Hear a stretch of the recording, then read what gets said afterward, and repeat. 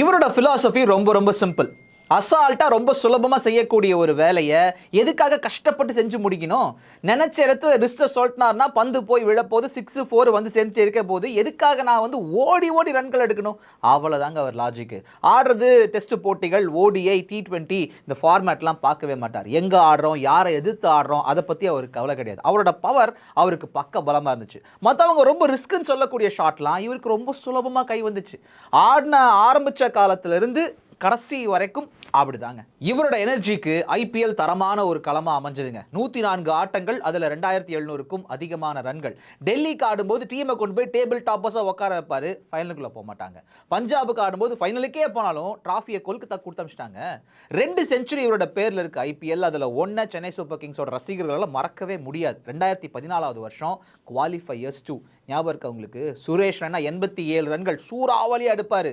ஆனாலும் மேட்ச் நாம கோட்டை விட்டோம். T20 ஆடுற மைண்ட் செட் பத்தி இப்போதைக்கு நிறைய பேர் பக்கமா பேசிக்கிட்டு இருக்காங்க. ஆனா இவர் முன்னுதாரணமா எப்பயோ அப்படி ஆடி காமிச்சிட்டு போயிட்டாருங்க. முக்கியமா சொல்லணும்னா இவரோட வீடியோஸ் எடுத்து காமிச்சாவே போதும், எல்லா ரகமான பவுலர்ஸையும் ரகமா நீங்க கிழிக்கலாம்.